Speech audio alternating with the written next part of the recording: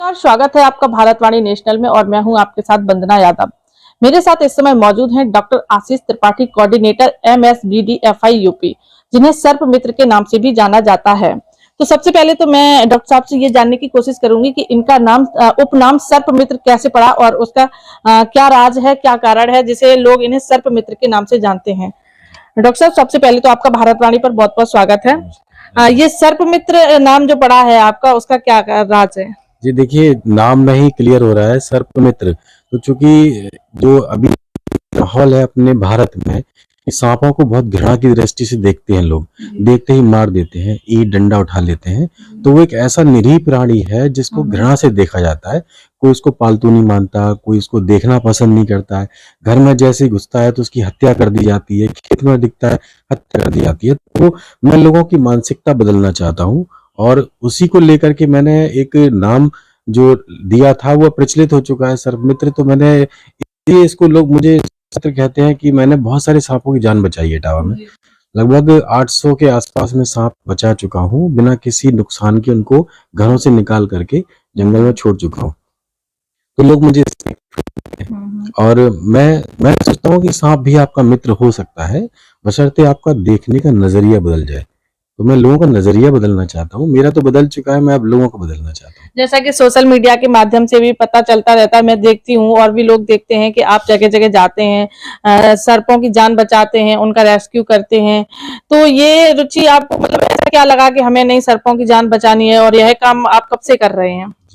देखिए, मैं आपको थोड़ा सा अपने बारे में बता देता हूँ। मैं PhD मैंने किया हुआ है जूलॉजी से और वाइल्ड लाइफ मेरा सब्जेक्ट रहा है। तो चूंकि वन्य जीवन में रिसर्च कर चुका हूँ, मेरे बहुत सारे पेपर पब्लिश्ड हैं इस विषय में। मैंने बहुत से राष्ट्रीय अंतर्राष्ट्रीय सेमिनारों में अपने यूपी से इटावा का प्रतिनिधित्व किया है। और अभी भी जो एक mission snake bite death free India में चला रहा हूँ इटावा में, उसके तहत मैं यूपी का कोऑर्डिनेटर हूँ। और वो मिशन जो है पूरे इटावा को मैं सांपों से लोगों को कटने से बचाना चाहता हूँ, सर्पदंश मुक्त इटावा बनाना चाहता हूँ। क्योंकि एक जो नेशनल स्टडी कहा गया है कि ग्लोबल डेथ जो हो रही है पूरे सांप काटने, उसमें 80% डेथ इंडिया में हो रही है। और इंडिया में भी सबसे ज्यादा जो मॉर्टेलिटी रेट है वो यूपी में है। यानी कि हमारा यूपी सर्पदंश में टॉप पे चल रहा है इस टाइम। तो उस नाते से मेरा जिम्मेदारी ज्यादा बढ़ जाती है, उत्तर प्रदेश को सर्पदंश मुक्त स्टेट बनाऊं। तो उसकी शुरुआत इटावा से ही हो रही है और इटावा एक बहुत अच्छा मॉडल बन के निकलेगा, एक आइकॉन बन के निकलेगा पूरे प्रदेश के लिए। क्योंकि जो ये सर्पदंश मुक्त अभियान चल रहा है वो केवल इटावा जनपद से ही चल रहा है। मैं इसको चला रहा हूँ और मुझे लोगों का सहयोग मिल रहा है। अब लोगों की जो मानसिकता वो बदल रही है।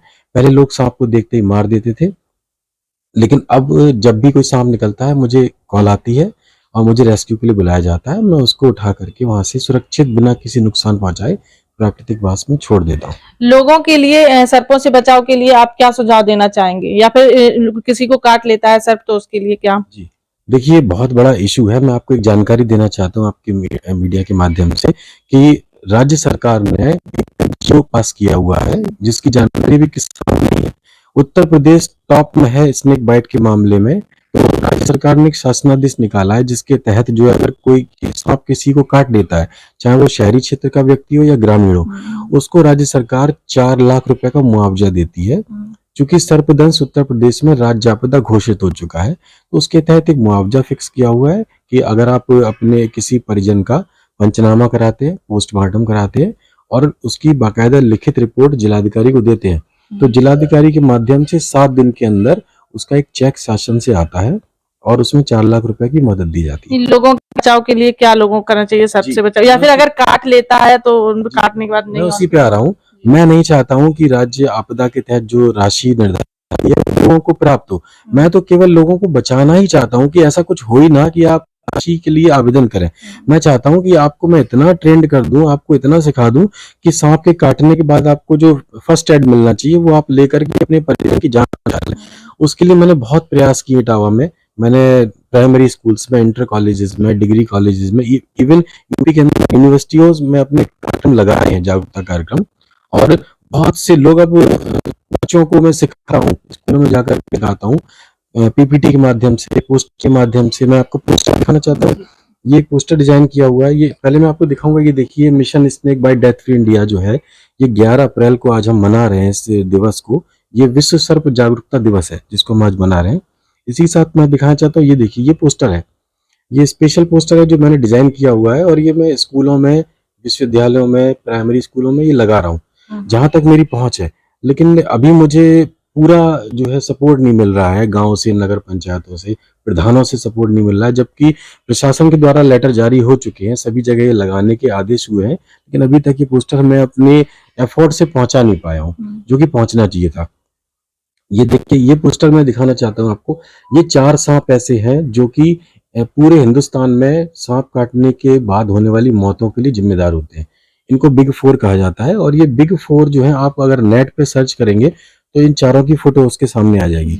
इनको मैंने पोस्टर बना के नाम लिख करके सर्कुलेट किया हुआ है कि अगर आपको सांप इनमें से चारों में से कोई सांप काट लेता है तो आपको करना ये है कि मैं जो ट्रेनिंग देता हूँ स्नेक बाइट मैनेजमेंट का, उसमें सिखाता हूँ कि अगर आपको खेतों में काम करते हुए, घर में काम करते हुए स्नेक बाइट हो जाती है तो आपको क्या करना है, यहाँ पर एक बैंड लगाना है, तुरंत हल्का सा बंद बांधना है। रूमाल हो सकता है, अंगोछा हो सकता है, धोती हो सकती है, कुछ भी। इवन अगर घर में कुछ नहीं है तो बेटी होती है, उसके पास दुपट्टा होता है, दुपट्टा बांध लीजिए, यहाँ बांध दिए, फिर थोड़ा यहाँ बांध दीजिए।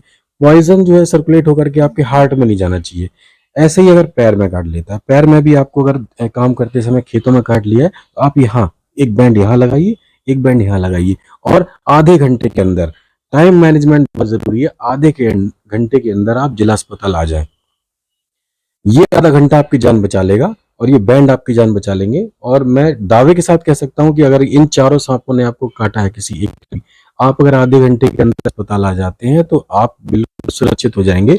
और इसका इलाज, चारों बिग 4 का इलाज एंटीवेनम ही होता है, झाड़ फूक बिल्कुल नहीं होती है। आपके माध्यम से निवेदन करना चाहूंगा कि जहां भी ये पेड़ों के नीचे जो लोग बैठे हुए हैं और तंत्र मंत्र कर रहे हैं या झाड़ फूक कर रहे हैं, नीम के झोड़े, नींबू काटते हैं, उन पर विश्वास मत कीजिए, क्योंकि ये जो बिग 4 प्रजाति है इसका इलाज केवल एंटीवेनम है। जगह आपको बताता हूँ कहाँ मिलेगा। अगर ये सांप काट ले रहा है, सीधे जिला अस्पताल आइए, मोती झील के वार्ड नंबर 3 में आइए, इमरजेंसी के वार्ड नंबर 3, वहां पर एंटीवेनम की वायल मौजूद है, इलाज मौजूद है, और केवल आपको आधे घंटे में वहां पहुंच जाना है। आप स्नेक बाइट से बच जाएंगे। जैसा कि अभी आपने दिखाया कि 4 सांप हैं जो सबसे ज्यादा जहरीले हैं, तो इन चारों के मैं चाहती हूँ हमारे दर्शकों को नाम बताएं और बचाव इनसे कैसे, मतलब इनका कितना प्रभाव पड़ता है, इसमें सबसे ज्यादा खतरनाक कौन सा है, सबसे ज्यादा किसके जहर का असर होता है जल्दी, तो देखिए, मैं फोटो आपको दिखा देता हूँ। इसमें 4 सांप बने हुए हैं, कोबरा, करैत, Russell viper, saw scaled viper. इसमें जो कोबरा और करैत है वो हमारे जनपद इटावा में शहरी क्षेत्रों में और ग्रामीण क्षेत्रों में मौजूद है। इसके अलावा जो 3rd नंबर का सांप है रसल वाइपर, ये चकरनगर एरिया जो हमारा जंगली एरिया है वहां पर मिल रहा है। सॉ स्केल्ड भी देखा गया है, लेकिन ज्यादा इसकी अपीयरेंस अभी नहीं है।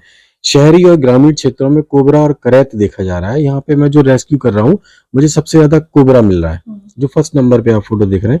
इसके अलावा जो करैत आप देख रहे हो, ये आपका साइलेंट किलर है। इसको मैं साइलेंट किलर इसलिए बोलूंगा क्योंकि ये 6 बजे के बाद अक्सर करके बिस्तर में घुस के काटता है। इस सांप को आप पहचान लीजिए, 2 नंबर किनारे बना हुआ है, ये बिस्तर में घुसता है, साइलेंटली काटता है, छोटे दांत होते हैं, तो बिल्कुल मॉस्किटो बाइट होती है, पता नहीं चलता है कि मच्छर ने काटा है कि सांप ने काटा है। इन सब के काटने के बाद मतलब इनका जो पॉइजन होता है, जहर, उसका असर कितने समय बाद होता है सबका अलग अलग? आधा घंटा मान लीजिए, आधे घंटे में आपको वॉमिटिंग होगी, पसीना आएगा, लकवा मार जाएगा, आपकी याददाश्त चली जाएगी, इवन आप कोमा में जा सकते हैं, इवन करैत के काटने के बाद आप अंधे हो जाएंगे और बहुत सारी ऐसे सिम्टम्स आएंगे, घबराहट होगी, सांस लेने में दिक्कत हो जाएगी। तो इसका इलाज केवल यही है कि आप बंद लगाइए, किसी को कुछ नहीं आपको बताना, आपको सीधे बंद लगाना है और अस्पताल आ जाना है आधे घंटे के अंदर। और फिर भी अगर आपको कोई मदद नहीं मिल रही है तो 7017204213 नंबर मिलाना है, मैं आपको मदद करूंगा। अपने काटे हुए जगह की मुझे फोटो भेजिए, व्हाट्सअप करिए, ये मेरा व्हाट्सअप नंबर है, और इस पे फोटो आप भेजेंगे तो मैं आपको बताऊंगा कि आपको एंटीवेनम लगना है या नहीं लगना है। बिकॉज जो मैं ट्रेनिंग देता हूँ उसमें बताता हूँ कि आपको जब कोबरा बाइट होगी, करैत बाइट होगी, तो कैसे निशान आएंगे हाथ पे और पैरों पे, क्योंकि लोग कंफ्यूज हो जाते हैं कि मुझे अस्पताल जाना है या नहीं जाना है। और ज्यादातर मौत जो होती है वो 90% 95% मौतें घबराहट से हो जाती है कि सांप ने काटा है। लोगों को पता नहीं है कि वो जहरीला है या बिना जहर का है, धड़कन बढ़ जाती है, कोलैप्स हो जाती है और साइलेंट मर जाते हैं। तो अगर ऐसा कुछ हो जाता है तो मेरे नंबर पे मुझे कॉल करिए, मुझे व्हाट्सअप करिए, और मुझसे पूछिए, मैं आपको बताऊंगा कि आपको अस्पताल जाने की जरूरत है कि नहीं। ऐसे बहुत से लोगों की मैंने जान बचाई है जिन्होंने सडनली मुझसे व्हाट्सएप पे कांटेक्ट किया, और मैंने उनको जब बताया कि आप ग्रामीण इलाके में है, आपको नॉन पॉइजनस बाइट हुई है, तो आपको जिला अस्पताल नहीं आना है और आपको किसी एंटीवेनम की जरूरत नहीं है, घबराइए मत, कूल माइंड हो जाइए, बैठिए, साबुन से बीटाडीन से धो दीजिए। ऐसे बहुत से लोग बच गए अस्पताल आने से भी। जैसा कि ग्रामीण क्षेत्र में देखा जाता है कि लोगों को सरकार की तरफ से ज्यादातर विश्वास झाड़ फूक वालों पे ही करते हैं, नहीं जाते हैं जिला अस्पताल, तो उनके लिए आपको क्या कहना है, या फिर जागरूकता के लिए आपने कोई कदम उठाया हो? जी, मैंने बहुत सारे आर्टिकल लिखे हैं, बहुत सारी न्यूज़ लिखी है। रोज मैं लिखता हूँ कि आपको अगर बाइट हो जाती है तो आप पहले तो मुझे व्हाट्सएप भेजें कि जहाँ पे आपको काटा हुआ है। मैं आपको बताता हूँ कि आपको झाड़ फूक से तो बचना ही है, बिल्कुल करानी नहीं है, लेकिन आपको घबराना नहीं है। आपकी घबराहट मैं कम कर दूंगा अगर आप मुझे कांटेक्ट कर लेते हैं। फिर उसके अलावा मैंने यहाँ पर पहले एंटीवेनम मौजूद नहीं था, तो मैंने शासन को भी लिखा, अस्पतालों को लिखा, अब यहाँ एंटीवेनम मौजूद है। इवन केवल जिला अस्पताल में नहीं, जो हमारे आसपास के 8 ब्लॉक हैं, उनमें जितनी सीएचसी पीएचसी हैं, अब वहां पर एंटीवेनम आ चुका है। यानी आपको किसी झाड़ फूक वाले के पास नहीं जाना है, सीधे अपने निकटतम सीएचसी पीएचसी पे आना है। अगर वहां एंटीवेनम नहीं है तो उसी आधे घंटे के अंदर आपको जिला अस्पताल आ जाना है, तो आप बच जाएंगे। जैसा कि ये हमारे साथ थे सर्प मित्र डॉक्टर आशीष त्रिपाठी जी, जिन्होंने बताया है कि हमें सर्प से किस तरीके से बचना चाहिए। झाड़ फूक वालों के पास बिल्कुल नहीं जाना चाहिए। जिला अस्पताल में हमें, जैसे ही हमारा सर्प काट लेता है तो जिला अस्पताल में आके उपचार लें।